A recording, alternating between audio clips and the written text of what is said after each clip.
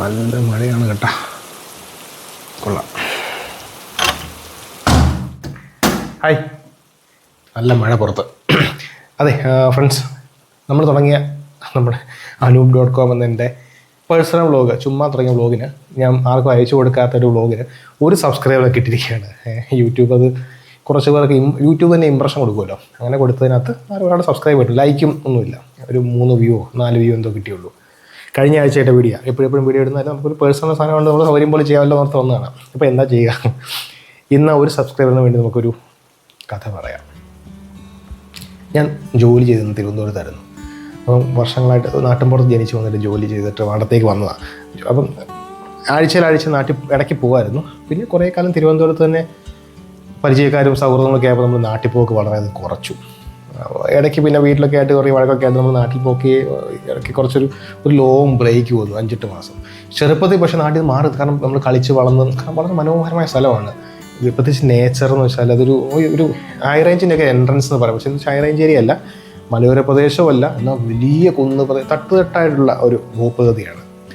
അപ്പോൾ അങ്ങനെ ഒരു സ്ഥലത്ത് ആണ് ജനിച്ച് വളർന്നത്. നമ്മൾ സ്കൂളിൽ പഠിക്കുമ്പോൾ ഫുൾ ടൈം റോഡിൽ കൂടെയും പറമ്പിൽ കൂടെയും അങ്ങനത്തെ മൺവഴികളും പുൽമേടുകൾ പോലത്തെ മൈതാനങ്ങളും റബ്ബർ തോട്ടങ്ങളും വലിയ ഇടവഴികളും കുഞ്ഞു തോടും ഒക്കെയാണ് നമ്മുടെ നാട്. മനോഹരമായ സ്ഥലമാണ്.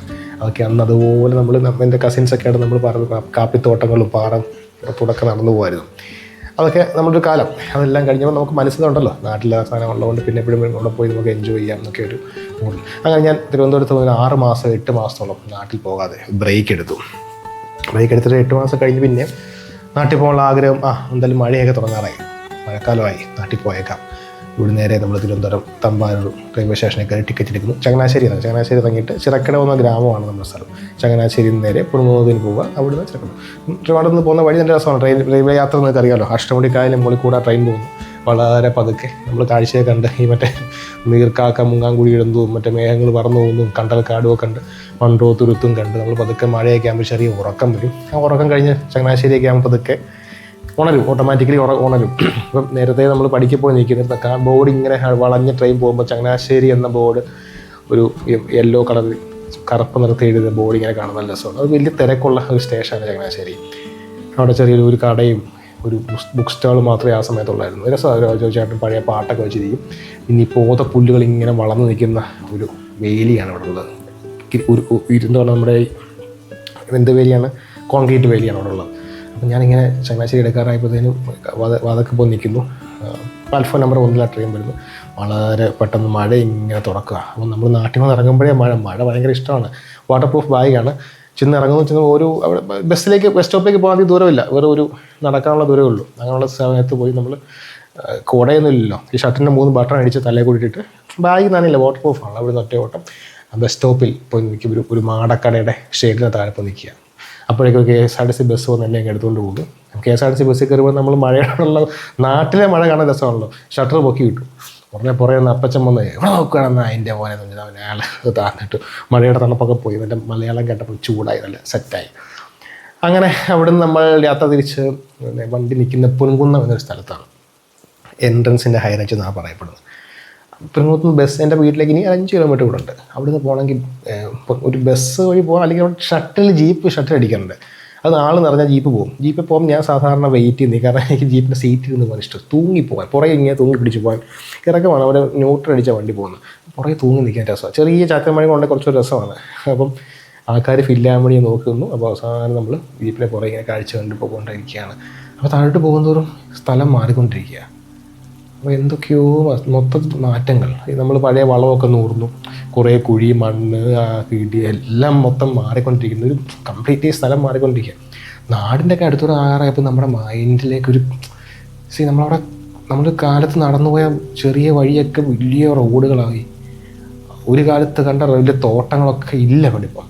അതുപോലെ ഞാൻ ഈ പറഞ്ഞ എനിക്ക് ഇഷ്ടപ്പെട്ടൊരു വലിയ മരമുണ്ട്, വളരെ വലിയ മരം. ആ മരത്തിൽ നിറയാൻ വലിയൊരു നമ്മൾ ഈ അവതാരണത്തോ മറ്റേ കൽക്കിയെ കാണുന്നതൊക്കെ വേണമെങ്കിൽ ഉപമിക്കാം. പക്ഷേ എങ്കിൽ അത്രയും മനോഹരമായ വലിയൊരു പക്ഷി. നമ്മൾ നടന്നു പോകുമ്പോൾ ഒരു വലിയ കൈ, അതിനെ മുകളിൽ കൂടെ പക്ഷികൾ പറന്നു പോകുന്നു, നിറയെ അണ്ണാറക്കണ്ണന്മാരും കുരുവികളും ഒക്കെയുള്ള മരം. പിന്നെ അത് കാണുന്നില്ല. അതിന് താഴെ ഒരു സ്ട്രീറ്റ് ലൈറ്റ് ഉണ്ടായിരുന്നു, ഒരു വാം കളറുള്ളത്. അത് കംപ്ലീറ്റ്ലി വെട്ടി നിരത്തി ഒരു കുഴിച്ചിട്ടിരിക്കുന്നു. എനിക്ക് പെട്ടെന്നൊരു കാരണം വരവില്ല, ഒരു മാവുണ്ട്, ആ മാവ് കാണുക, ആ മാവിൻ്റെ ചൂട്ടിലൊക്കെ നമ്മൾ സ്കൂളിൽ നിന്ന് വരുന്ന വഴിക്ക് മാങ്ങ പറിക്കാനൊക്കെ പോയിക്കൊണ്ട് തേനീച്ച കൂടിളക്കി തേനെടുക്കാനൊക്കെ പോയിക്കൊണ്ട് എല്ലാം ഇല്ലാണ്ടായിരിക്കുന്നു. വികസനമൊക്കെയാണ്, പക്ഷെ നമ്മുടെ മനസ്സിലുണ്ടാകുന്നൊരു നൊസ്റ്റാളജി സാധനം പെട്ടെന്ന് കട്ടായപ്പോൾ ഇത് നമുക്ക് പിന്നെ ഒരു സത്യം പറഞ്ഞാലും നേച്ചർ ഒരു പാർട്ട് ഓഫ് ലൈഫാണ്, നമ്മളതുകൊണ്ടാണ് യാത്രയൊക്കെ പോകുന്നത്. ഈ മരങ്ങളില്ലാതായപ്പോൾ തന്നെ മാനസികമായിട്ട് ഭയങ്കര ഡണ്ടായി. ഞാൻ വന്ന് നേരെ വീട്ടോട്ട് കയറുന്നു, മഴയൊക്കെ ഉണ്ട്, പക്ഷേ മഴ പിന്നെ അങ്ങോട്ട് കുറഞ്ഞു, പിന്നെ അങ്ങോട്ട് വെയിലൊന്നുമായി. പിന്നെ ഈ വഴിയും റോഡും, എൻ്റെ വീടിൻ്റെ വഴി പോലും എനിക്കറിയില്ല. പിന്നെ പോസ്റ്റ് ഓഫീസാണ് നിർത്താൻ പറഞ്ഞ വണ്ടി, പോസ്റ്റ് ഓഫീസിന് അടുത്താണ് വീട്. പോസ്റ്റ് ഓഫീസിന് അടുത്ത് ഇറങ്ങിയിട്ട് ഞാൻ തിരിച്ച് ഇതേ വീടിൻ്റെ വഴി കയറിച്ചിരുന്നു.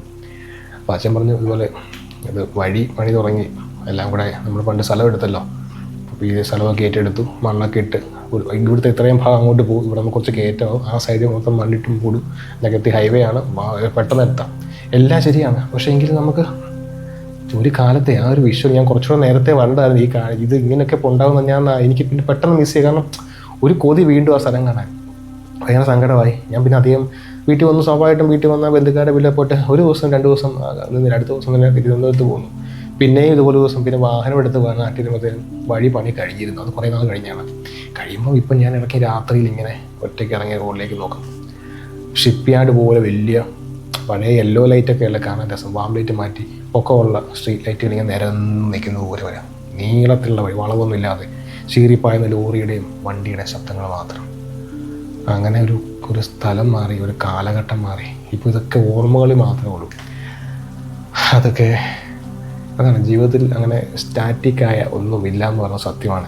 എപ്പോഴും മാറ്റങ്ങൾ സംഭവിച്ചുകൊണ്ടിരിക്കും, നമ്മൾ തന്നെ പൊരുത്തപ്പെടുക തന്നെയാണ്. പക്ഷേ ചില ഇങ്ങനത്തെ കുറേ നൊസ്റ്റാൾജിയ, മലയാളിയുടെ കുഴപ്പം തോന്നുന്നു, ഇങ്ങനത്തെ യാതൊരുത നമ്മുടെ സ്ഥലം ഒക്കെ മനസ്സിലുണ്ട്. ഇതിങ്ങനെ ഓർമ്മകൾ ഷെയർ ചെയ്യുമ്പോൾ സിമിലർ ഓർമ്മകളുള്ള ആൾക്കാരുണ്ടെങ്കിൽ നിങ്ങളുടെ കഥ കൂടെ പറയുക. വീണ്ടും കാണാം. ബൈ.